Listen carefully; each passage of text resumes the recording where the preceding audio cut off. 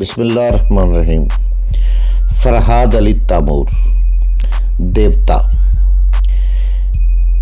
ایک بہت ہی اچھا داستان، ایک ایسے نوجوان کی کہانی جس کی صلاحیتوں نے دنیا بھر کے طاقتور ملکوں اور انسانوں کو دھول چٹا دی۔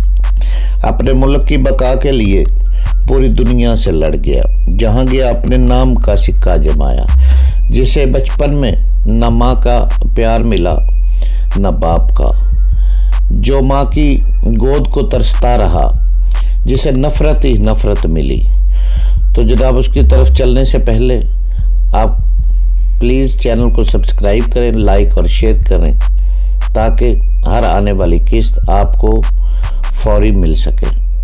دیوتا فرحاد علی تیمور، قسط نمبر 249 میں نے سوزوکو کو بچانے کے لیے ہیڈ لاک پر زور دیا، مگر وہ شیطان سوزوکو کی گردن چھوڑنا نہیں چاہتا تھا۔ مجبوراً میں نے ہیڈ لاک کو چھوڑتے ہوئے اس کی گردن پر ایک کراٹے چوپ رسید کیا۔ اس نے تلملا کر سوزوکو کی گردن چھوڑ دی۔ اس کمبخت کے اندر بڑی پھرتی تھی، پارے کی طرح مچلتا تھا۔ اتنی زبردست مار کھانے کے باوجود وہ جمناسٹک کے کھلاڑی کی طرح سر کے بل الٹا کھڑا ہوا اور اپنی اٹھی ہوئی ٹانگوں کو میری گردن میں پھنسا کر مجھے بستر سے نیچے پھینک دیا۔ میں سراہنے کی میز سے جا ٹکرایا۔ میز پر رکھا ہوا پیتل کا گلدان لڑھ کر میرے ہاتھوں میں آ گیا۔ میں اس موقع سے فائدہ کیسے نہ اٹھاتا؟ وہ میری گردن میں ٹانگوں کی کینچی ڈالنے کے بعد خود بھی پلنگ کے نیچے لڑک گیا تھا۔ میں نے گلدان سے اس کے سر پر پوری قوت سے ضرب لگائی۔ وہ فرش پر سے اٹھتے اٹھتے لڑکھڑایا، پلنگ کا سہارا لے کر چکراتے ہوئے سر کو تھامنے لگا۔ میں نے اٹھتے ہی اس کے پیٹ میں ایک لات ماری، مگر اس کی کمال کی قوت برداشت تھی۔ اتنی مار کھانے کے باوجود وہ منہ سے آواز نہیں نکال رہا تھا۔ اس سلسلے میں اسے اچھی خاصی ٹریننگ دی گئی تھی۔ میں اسے تابڑ توڑ گھونسے مارنے لگا۔ وہ پیچھے ہٹتے ہوئے سنبھلنے کی کوشش کر رہا تھا۔ میرا ایک بھی گھونسا خالی نہیں جا رہا تھا۔ اس کے چہرے پر قیامت ٹوٹ رہی تھی۔ اس کی ناک اور منہ سے خون بہنے لگا۔ اس کے سر پر ایسی کاری ضرب لگی تھی کہ وہ مدافعت کے قابل نہیں رہا تھا۔ میں اسے بالکل ہی نیم جان کر دینا چاہتا تھا تاکہ اس کا اصلی چہرہ بھی دیکھ لیا جائے، لیکن مجھ سے غلطی ہوگی۔ متواتر حملوں کے دوران میں نے یہ نہ سوچا کہ وہ ریوالونگ دیوار کی طرف جا رہا ہے۔ یہ بات اس وقت سمجھ میں آئی جب وہ دیوار سے ٹکرا کر جو راستے میں پہنچ گیا۔ مجھے فوراً اس کی طرف چھلانگ لگانی چاہیے تھی یا پیچھے ہٹ جانا چاہیے تھا، مگر ایک لمحہ کی غفلت کے نتیجے میں یہ ہوا کہ گھومتی ہوئی دیوار کے دوسرے مجھے ایک زوردار دھکا مارا۔ میں اچھل کر دور فرش پر چاروں شانے چت ہو گیا۔ میں نے فرش پر سے اٹھنے میں دیر نہیں لگائی، مگر جو لمحات گرنے اور اٹھنے میں ضائع ہوئے گرلاش کے لیے غنیمت تھے۔ میں نے ریوالونگ دیوار کو دھکا مار کر کھولنا چاہا تو اب وہ ایک ٹھوس دیوار بن گئی، دروازے کی طرح نہیں کھل رہی تھی۔ اس نے دوسری طرف سے اس دروازے کو لاک کر دیا تھا۔ میں دیوار کو دھکے مار مار کر تھک گیا۔ سوزوکو مجھ سے چند قدم کے فاصلے پر کھڑی میرا منہ تک رہی تھی۔ میں نے بے بسی کا اظہار کرتے ہوئے کہا، افسوس تمہارا فرحاد ہاتھ سے نکل گیا۔ مگر فرحاد تو تم ہو۔ ہاں، بقول تمہارے بدماش فرحاد ہوں۔ وہ شرماتی ہوئی میرے قریب آئی، پھر میرے بازو سے لگ کر بولی، جوتن کے روم میں آ کر تم بدماشی کر چکے ہو۔ میں نے غلط تو نہیں کہا تھا کہ تم بدماش ہو پکے؟ میں مسکرا کر اسے دیکھنے لگا۔ اس نے اپنے دونوں بازو میری گردن کی طرف بڑھا دیے۔ ایک چھوٹے قد کی جاپانی لڑکی اتنی بلندی تک کمند نہیں پھینک سکتی تھی۔ قادہ پر بلندیوں کو کمند کی طرف جھکنا پڑا۔ ایسے وقت مجھے گرلاش کا پیچھا کرنا چاہیے تھا، لیکن خفیہ راستے کی تاریکی میں اسے ٹکرانا گویا موت کو دعوت دینی تھی، کیونکہ وہ اینٹی ڈارک لینس کے ذریعے اندھیرے کو دیکھ سکتا تھا۔ کچھ دیر بعد سوزوکو نے کہا، اگر وہ بدماش پھر آئے گا تو میں تمہاری عدم موجودگی میں دھوکہ کھا جاؤں گی، کیونکہ وہ تمہاری صورت بنائے پھر رہا ہے۔ میں نے کہا، اب تم اکیلی نہیں رہو گی، میرے ساتھ چلو۔ میں اس کے ساتھ کمرے سے باہر آ گیا۔ اس نے پوچھا، ہم اس قید خانے سے کب باہر نکلیں گے؟ بہت جلد۔ تمہارے ڈیڈی ہماری حفاظت کے لیے مسلح فوج روانہ کر چکے ہیں۔ یوں تو ہم اب بھی یہاں سے نکل سکتے ہیں، لیکن یہاں تہہ خانوں سے مجرموں کے خلاف ضروری ثبوت فراہم کرنا ہے۔ کیا تم نے ڈیڈی سے بات کی تھی؟ ہاں، ٹرانسمیٹر کے ذریعے ان سے گفتگو ہو چکی ہے۔ میں بھی ڈیڈی کی آواز سننا چاہتی ہوں۔ یوں لگتا ہے ان سے پچھلے صدیاں گزر گئی ہوں۔ میں تھوڑی دیر بعد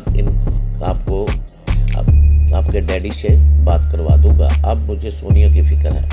میں نے سنا ہے کہ سونیا خطرناک فائٹر ہے، تم اس کی فکر کیوں کرتے ہو؟ وہ خود اپنی حفاظت کر لے گی۔ میں اس کے ساتھ زینت اور نیچے تاریک حال میں آ گیا، پھر وہاں سے سونیا کی طرف جاتے ہوئے کہنے لگا، جو شخص فرات کے روپ میں تمہارے پاس آیا تھا وہ ایک زہریلا آدمی ہے، اس کا نام گرلاش ہے۔ گرلاش کے دانتوں کا زہر سونیا کے جسم میں پھیل گیا ہے، وہ اس قابل نہیں ہے کہ اپنی حفاظت آپ کر سکے، اس لیے پہلے ہم اسی طرف جا رہے ہیں۔ وہ ناگواری سے بولی، جب اس کے جسم میں زہر پھیل گیا ہے تو وہ مر چکی ہوگی۔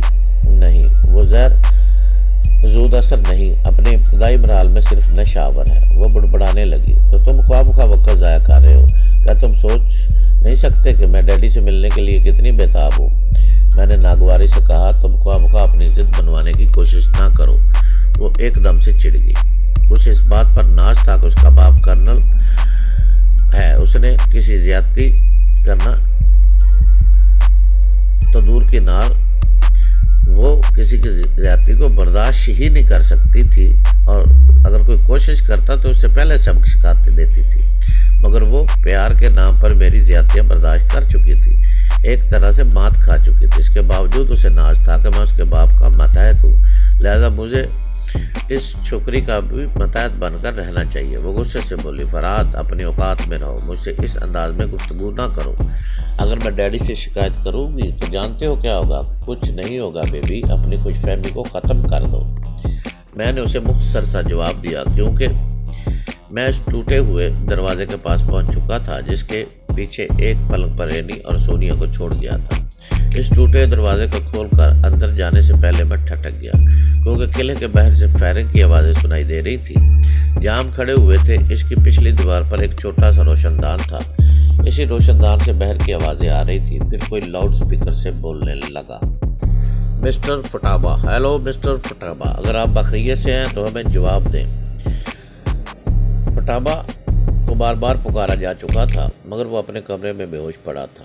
اس کی خاموشی ہمارے لیے خطرے کا باعث بن سکتی تھی، اب وہ مسلح دشمن قلعے کے اندر آ کر ہمیں گرفتار کر سکتے تھے۔ میں فوراً ہی دوڑتے ہوئے دروازے کو کھول کر اندر گیا اور سونیا کو اپنی حفاظت میں لے سکوں اس لیے میں جلدی میں تھا، مگر سونیا وہاں نہیں تھی، صرف رینی نظر آ رہی تھی۔ میرے دماغ میں سنسناہٹ ہونے لگی، میں جہری جان حیات گم ہو گئی تھی۔ اس کی حالت ایسی نہیں تھی کہ وہ خود اپنے پیروں سے چل کر کہیں جاتی، اسے کوئی لے گیا تھا۔ اگر وہ گرلاش ہی ہو سکتا تھا تو پھر کیوں؟ لیکن اب میں کس طرح معلوم کر سکتا وہ اسے کہاں لے گیا ہے؟ میں اس کے دماغ کو نہیں پڑھ سکتا تھا، اور سونیا کا دماغ بھی اس کے زہر سے متاثر تھا۔ زوکو نے رینی کی طرف اشارہ کرتے ہوئے طنزی انداز میں کہا، کیا یہی ہے تمہاری سونیا؟ میں اسے گھورتا ہوا کمرے سے باہر آ گیا۔ زوکو جتنی حسین تھی اتنی ہی بد دماغ بھی تھی، اور میں سونیا کے سامنے ایسی ہزار حسیناؤں کو ٹھکرا سکتا تھا۔ میں کمرے سے باہر آیا تو اب بھی لاؤڈ سپیکر سے آواز آ رہی تھی، جو لوگ قلعہ کے اندر ہماری آوازیں سن رہے ہیں ہم انہیں وارننگ دیتے ہیں کہ ان کی خاموشی انہیں مہنگی پڑے گی، ان کی جان بخشی اسی صورت میں ہو سکتی ہے وہ قلعہ کا دروازہ کھول دیں۔ تب مجھے یاد آیا کہ قلعہ کا بڑا صحنی دروازہ اندر سے بند ہے اور یہاں سے کوئی جا کر ہی اسے کھول سکتا ہے۔ پھر مجھے یاد آیا کہ جس چور راستے پر میں بار بار بھٹکتا رہا ہوں، اس راستے کا آخری سرا بھی قلعہ سے باہر جاتا ہے۔ کیا اس قلعہ کا محاصرہ کرنے والے دشمن اس راستے سے اندر نہیں آ سکتے؟ کیا گرلاش اسی راستے سے سونیا کو باہر نہیں لے جا سکتا؟ گرلاش جس طرح مجھ سے پیچھا چھڑا کر بھاگ گیا تھا اور وہاں سے میری سونیا گم ہو گئی، تو ان حالات میں یہی بات سمجھ میں آتی تھی کہ گرلاش اب اس قلعہ میں تنہا میرے مقابلے کے لیے نہیں ٹھہرے گا۔ وہ مجھے چیلنج کرنے کے لیے یا مجھے اپنے تعاقب پر مجبور کرنے کے لیے سونیا کو اٹھا کر لے گیا تھا۔ سپر ماسٹر کی تنظیم کے تمام اعلیٰ کار یقینی طور پر سمجھتے ہوں گے کہ میں سونیا کی خاطر جہنم میں بھی پہنچ سکتا ہوں اور اسے حاصل کرنے کے لیے ان کے بچھائے ہوئے دام میں آ سکتا ہوں۔ وہ کمبخت گرلاش مجھے خطرے کی دعوت دے گیا تھا کہ آؤ اور میرے زہریلے دسترخوان سے سونیا کو اٹھا کر لے جاؤ۔ میں زوکو کے ساتھ چلتا ہوا فٹابا کے کمرے میں آیا۔ فٹابا فرش پر بے ہوش پڑا تھا، جاپانی نوجوان کی لاش بھی اسی پڑی ہوئی تھی اور موئسو موٹو اپنے ہاتھ میں ہتھکڑی لیے بیٹھا تھا۔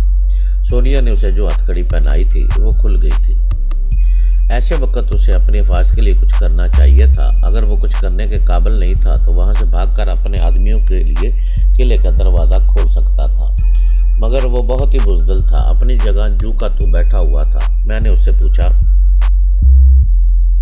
तुम्हारी ये हथकड़ी किसने खोली है? उसने हथकड़ी को मेरे कदमों पर रखते हुए कहा, मैंने नहीं खोली, मेरे हाथ पाँव न तोड़ना। वो गिलास सोनिया को कांधे पर उठाकर यहाँ आया था।